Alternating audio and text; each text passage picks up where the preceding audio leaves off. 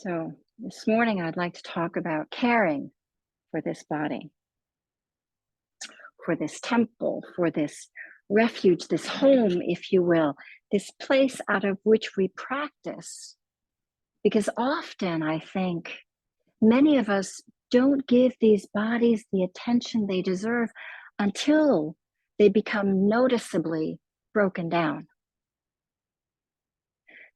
This, we could say, is a form of body misconduct, of not caring for the body as much as it needs and deserves to be treated. This kind of neglect can be easily missed, since many of us mostly live in our heads, right? The default mode for most modern cultures.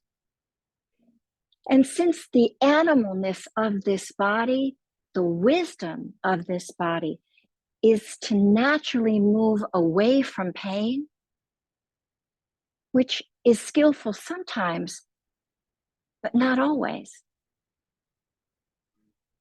What this means is that not being fully in our bodies is, for most of us, our way of being. We're not in. So I'd like us to consider the possibility of loving ourselves into this whole thing, into this body. Loving the hurts, the sorrows, loving our traumas and our aches and our pains into the fold of mindfulness. To see this as an invitation put forth by this precept.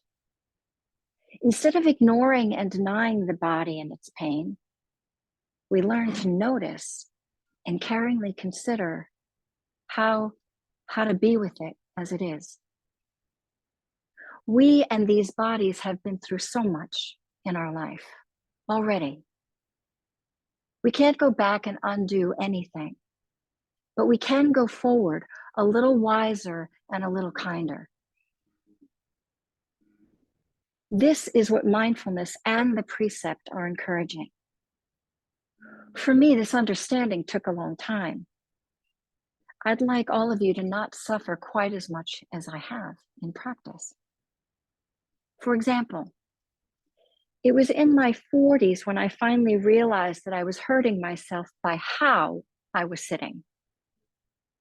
Thinking I was being a good student, I tried to arrange my body as I saw teachers and other students and the statues.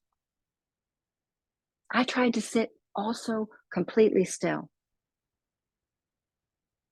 But my body was a wreck by my 40s.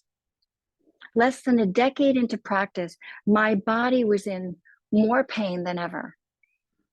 No one had taught me how to listen to this body, to what it needed to feel comfortable in its own skin as it meditates. Furthermore, no one advised me that I, or this body, could or should move naturally in meditation.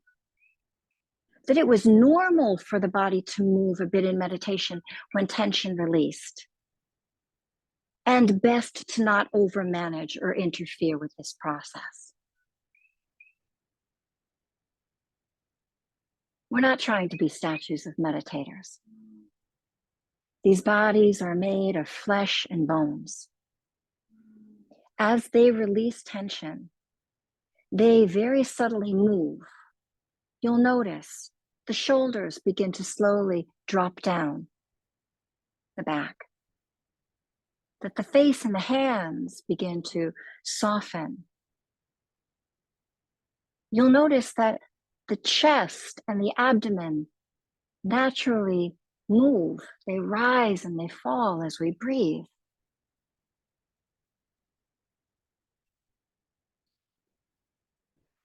Let them. Allow the body to unwind as it sits and settles.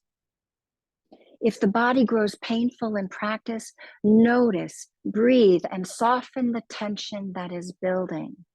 This is skillful. Allow the body permission to make deliberate, gentle adjustments to settle back into comfort and ease. This is the point of the practice, actually. So the first encouragement is to be kind to this body. It works so hard for you.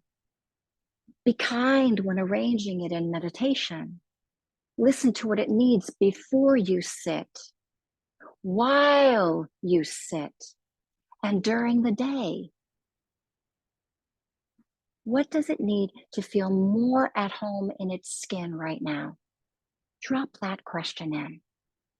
What does it need to feel more at home in its skin right now? The more we sense inside this body and outside this body, so the interior of the body and the skin, the outside of the body, the more we come to know how it is, how it's changing, and what it needs. Now, it also wasn't until my 40s, a good 15 years into my practice, 45, when I realized I was living with a chronic skin condition. I hadn't wanted to acknowledge this to myself, even though I saw it every day in the mirror.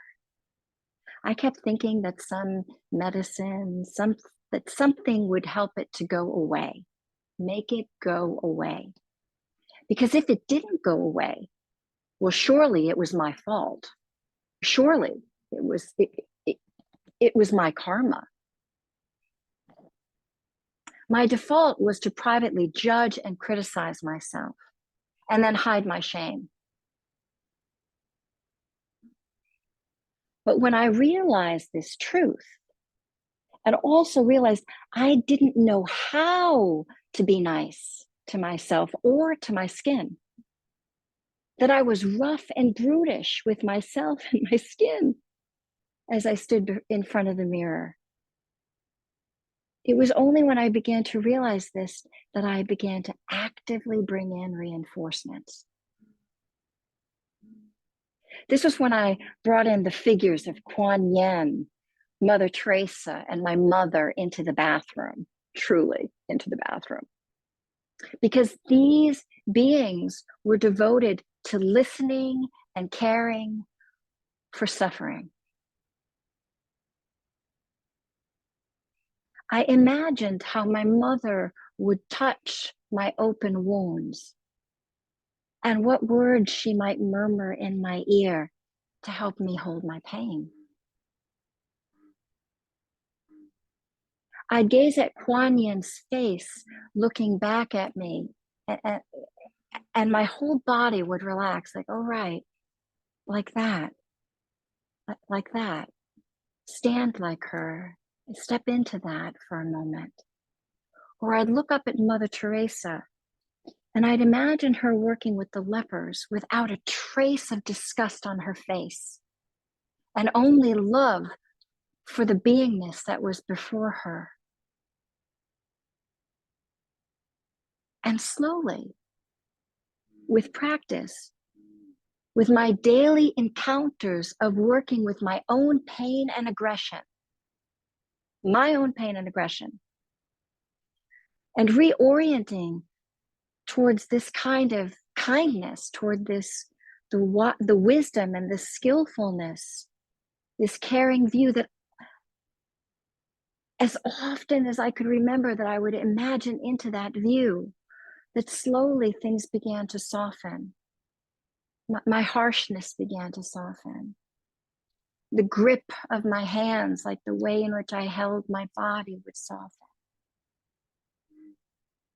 And it gave way to the kind of kindness I kept imagining was being offered to me, that then I could translate that and offer that to myself. This is the training of the heart toward kindness and respect for this body, this heart, and this mind.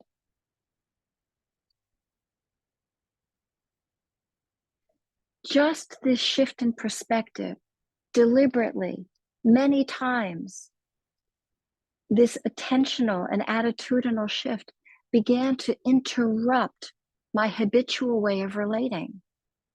And now it began to this kindness and care began to actually take hold. It was easier to access. And I could slowly begin to feel the softening of my heart truly as I cared for this body that was in pain, care for Susan's shame. This is how the practice is transformative. And this is also how it's healing. Can you imagine into a loving being's perspective and then offer to yourself, to this body, heart, mind that has been through so much, that has carried so much? Can you offer kindness in that way?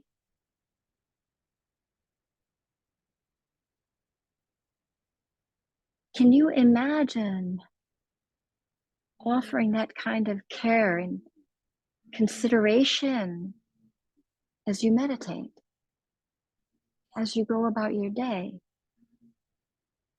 as you encounter rough energies? Can you imagine taking care of this locally?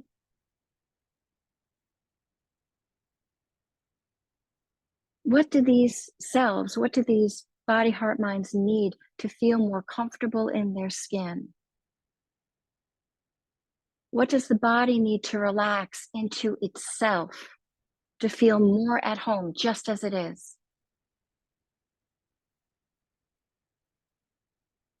What does the body, heart, mind need to come out of the habit of tension and stress and to come into ease of well-being? Mindfulness invites us into this space of respecting and appreciating and caring for the whole of the organism, the whole package. Leave nothing out.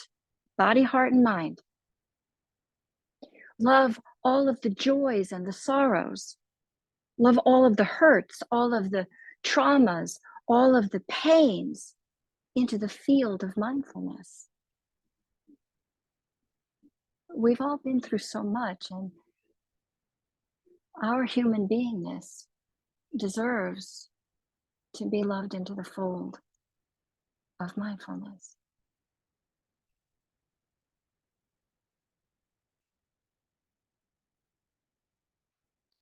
So the invitation is really to begin to truly care for your well-being.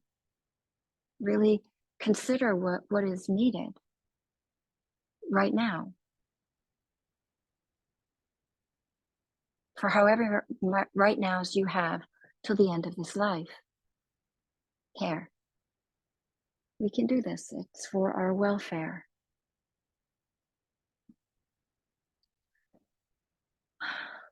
Thank you for your kindness, for your kind attention.